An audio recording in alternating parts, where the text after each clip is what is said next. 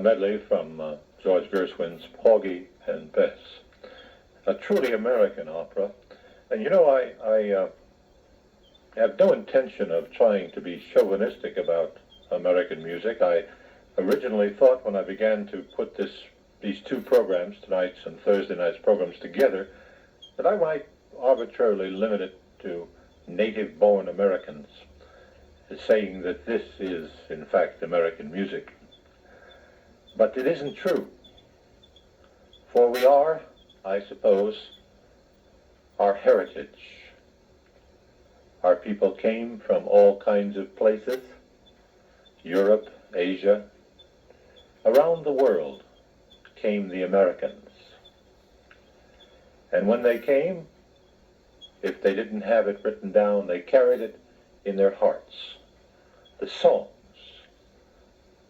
songs of their own country that they changed and adapted to make the songs of America. I suppose if we concentrated in effect on the songs of America, we might do 7 or 8 hours and never run out of American songs.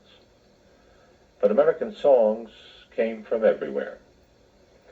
And contrary-wise, they came out of the heart of America. And probably one of the earliest composers who ever captured a little bit of this heart was a man named Stephen Foster. Now, if ever there was a composer who didn't seem to be able to succeed at anything, not even composing, for money, that is, it was Stephen Collins Foster. His music came out of himself, his background, his origins, and since he arrived at a point in time when music was readily published, and in Foster's time, of course, music was sold in sheet music form at a nickel a copy, 5 cents. But Stephen was such a poor businessman that he signed away the rights to his music almost as fast as he wrote it. He, for instance, one of his greatest songs, I think Swanee River, I think he sold for 50 cents. Maybe the story is apocryphal, I don't know. But it is certain that he wrote a great many songs that for his time and his place seemed, well, pretty popular. But as we look back today, we remember these melodies because they have made some significant contribution to our education and development as Americans. Stephen Collins Foster, erstwhile composer, writer of songs, at a period in time when the minstrel show was the kind of entertainment. So Stephen Collins Foster wrote music for the minstrel show. I suppose in today's world there wouldn't be very much reception for a minstrel show, but in its time it was innocent entertainment, and it did bring to a great many people, along with another forgotten memory, I think, to most of you, an institution that was called Chautauqua. Any of you remember that? Chautauqua coming around in a tent and providing a week of entertainment. For in those days, that was entertainment. That and the minstrel show. And Collins Foster did, in fact, write that kind of music. And so I think it only appropriate that we hear now 4 songs by Stephen Collins Foster.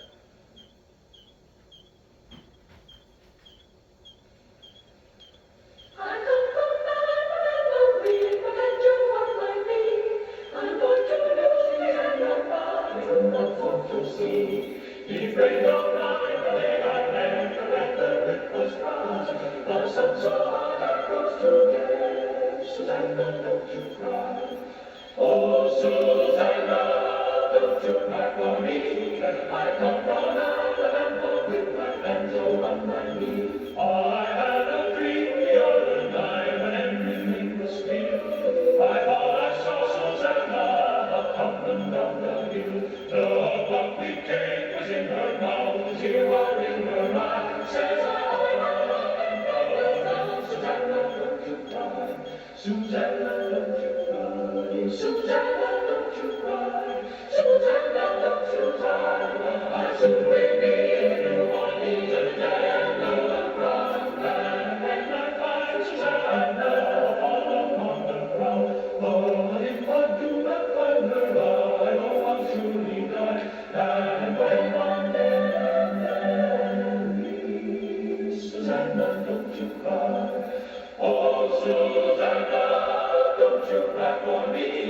I come from another land, my land to on my knee. And if I do not find her, I know I'll surely die. And when I'm dead, Susanna, don't you cry. Susanna, don't you cry. Susanna, don't you cry. Oh, don't you cry for me. For I come from Alabama.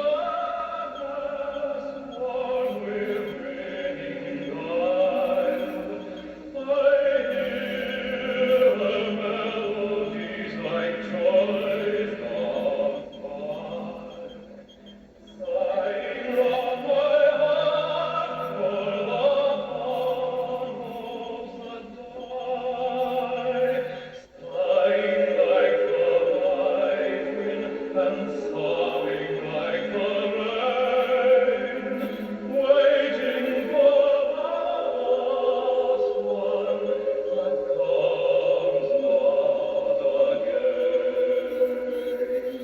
I dream of Jeannie with a light brown hair, floating like a vapor on the salt summer air.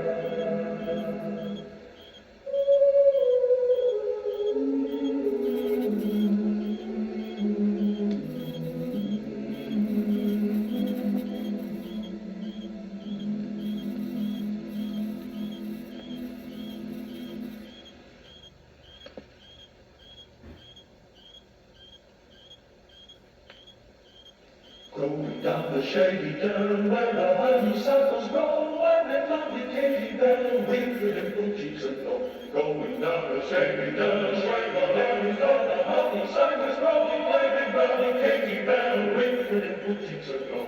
Going down the shady dell where the honeysuckles grow, and that lovely Katy Bell with her dimple cheeks aglow. Oh, the beauties of her face as she's lifted by a pace, with the step of fairy grace. My words can never tell. Katy Bell is in the dell. How will I win and tell?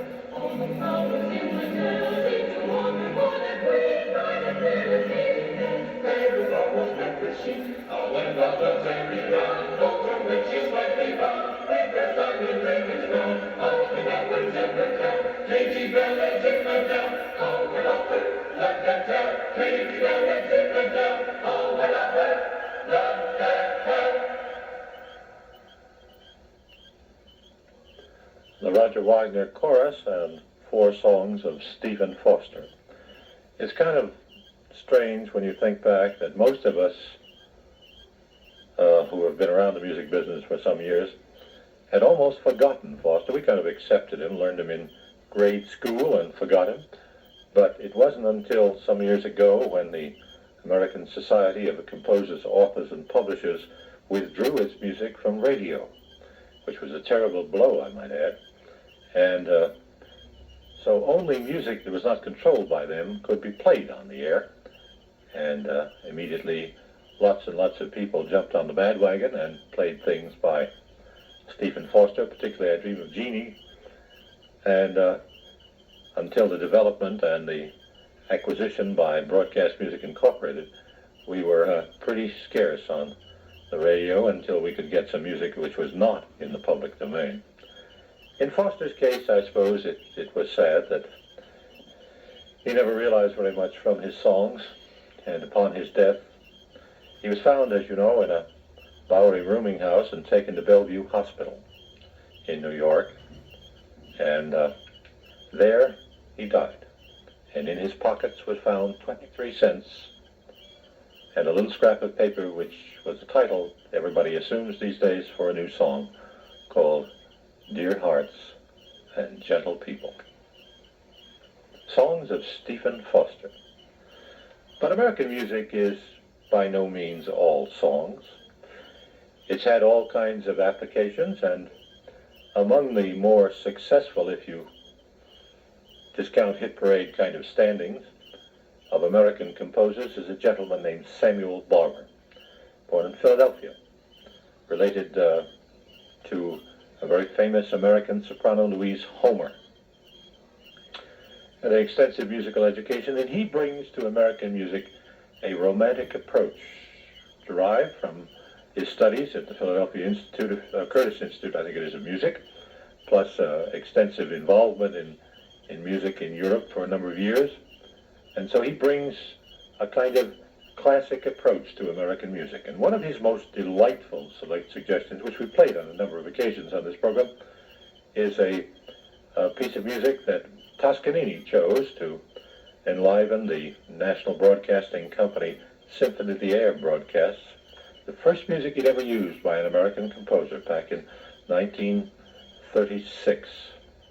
And to have this played at that time brought this music to the attention of a great many more people. It is Samuel Barber's Adagio for strings, and it is now played by Thomas Shippers conducting the New York Philharmonic Orchestra.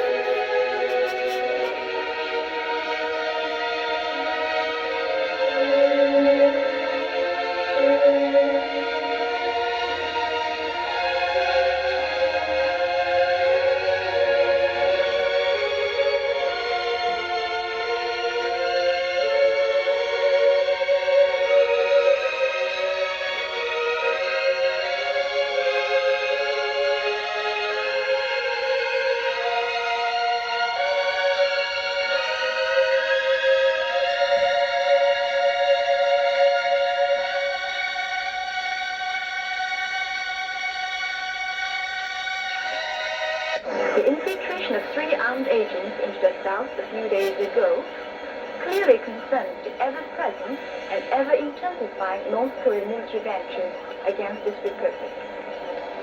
The 3 North Korean armed guerrillas were killed near the east central front line by our security guards in a fierce shootout, which also caused the certain side 3 dead and 3 wounded.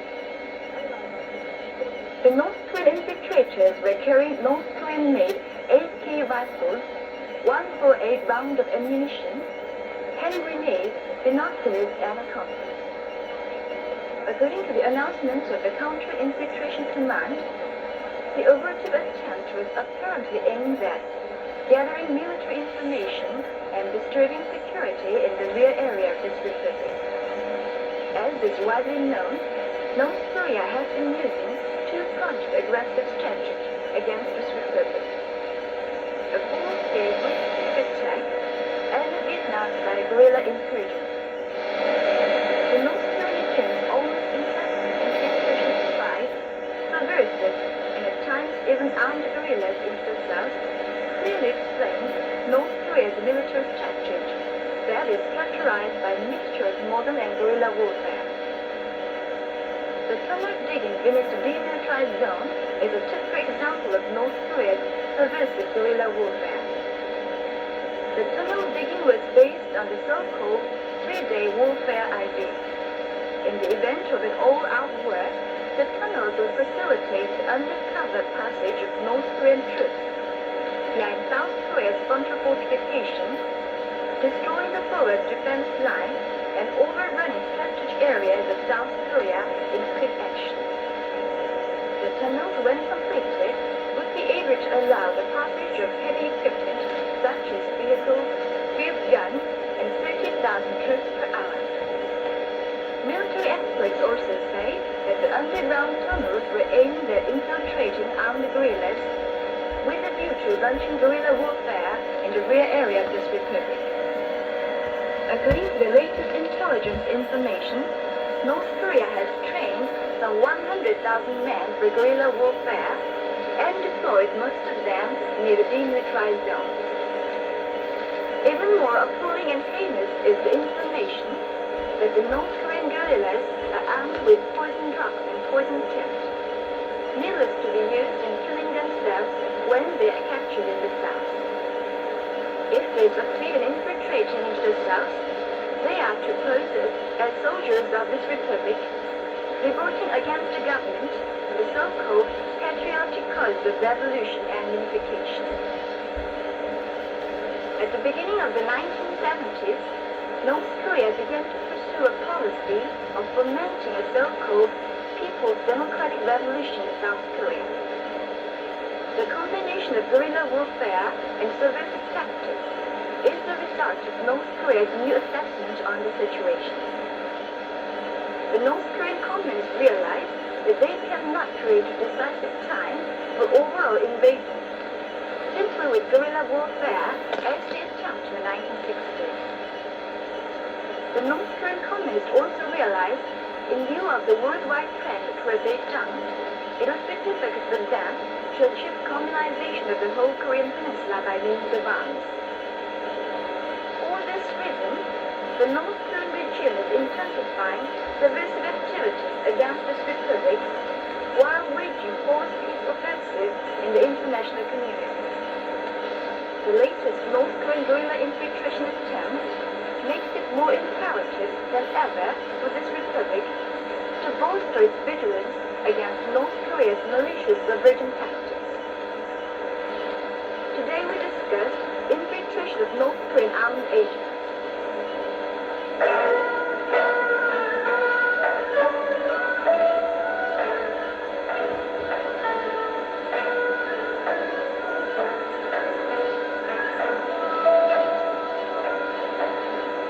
Radio Korea now presents Korea's culture, past and present, our regular Tuesday program.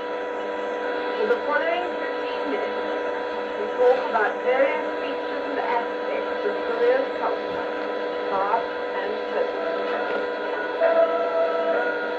In today's edition, we will feature the traditional dance of ancient Koreans enjoyed guns, and what the unique characteristics of the classical dance repertoires are. Historical records of ancient Korea inform us of two types of occasions the dances were employed. One was connected with farming, and the other with religious services and rituals. Ancient Koreans held services in sowing season in May and in harvesting season in October. They also held primitive religious rituals in January and in October. This latter type of event was called Yongbo or Mucheon in ancient Korea.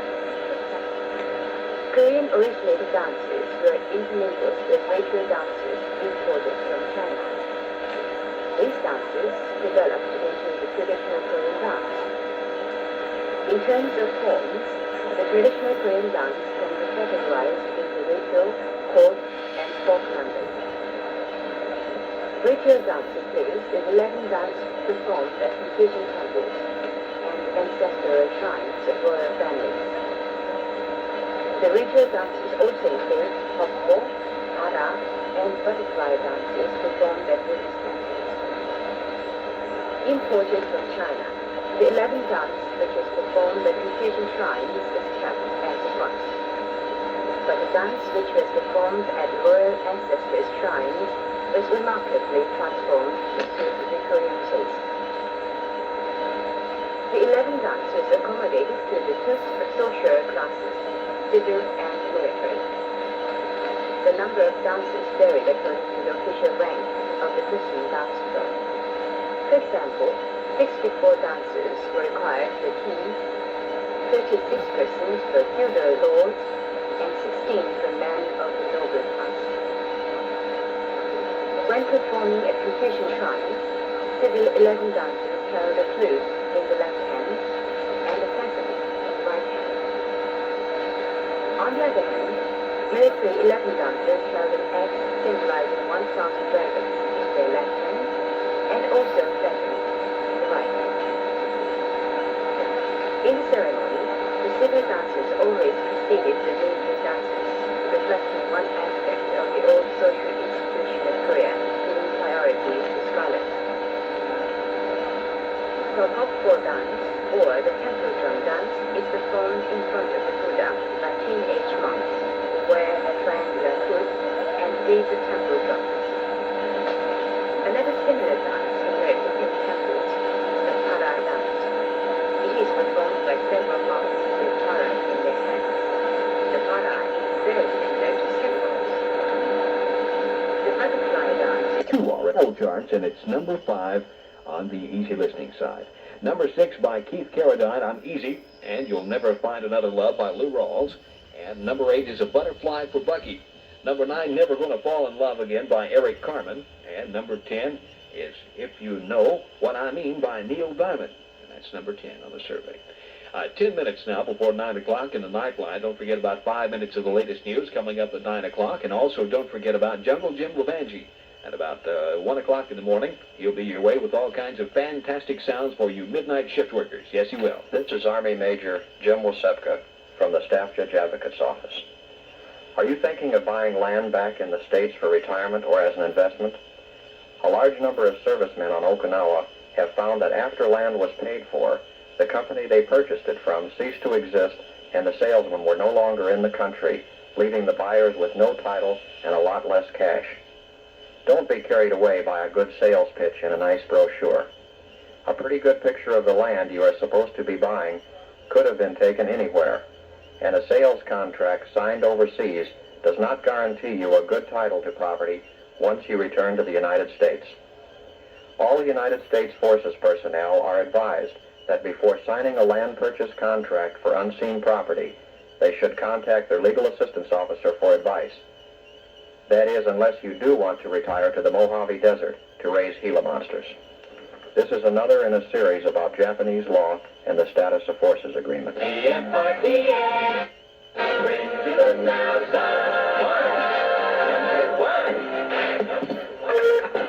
I tell you, it's going to be one of those nights, you know. I'm just going to go over here and call him the trash can and hide or something. This is number 1 for the 4th week in a row. And This is Silly Love Songs by Wings.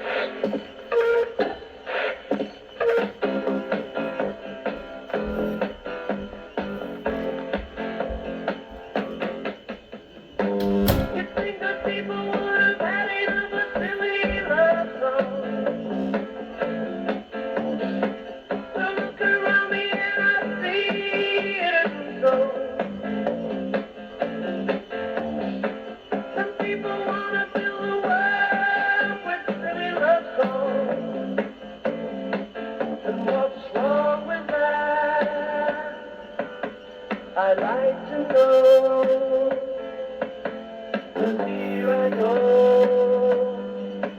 again. I love you. I love you.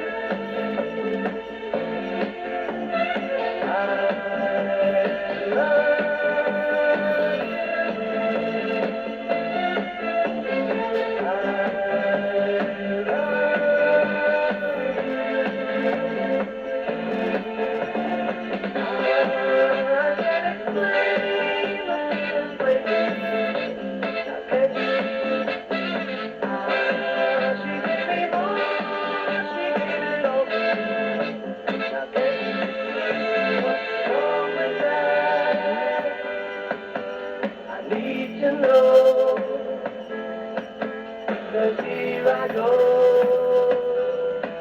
again. I love you. I love you. Love doesn't come in a minute. Sometimes it doesn't come at all.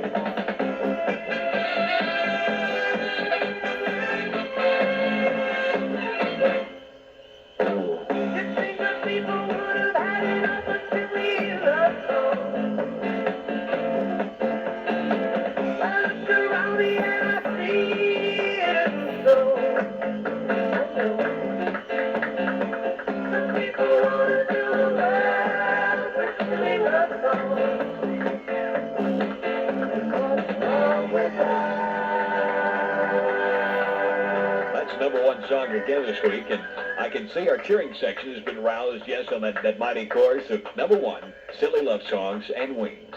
The USO will hold a bicentennial track and field meet tonight at Kadeena's McDonald Stadium, and registration starts at 6 o'clock with the meet starting at, we had a little bit later on that one, Charlie.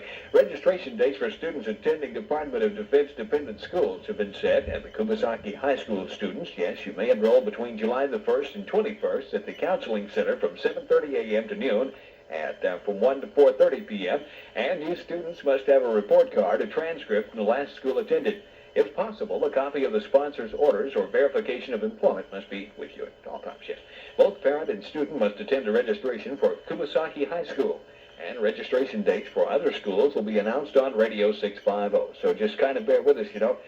Someone that we're having problems with our script tonight. They've got the numbers all mixed up and stuff like that. So just kind of bear with us. We're ignorant.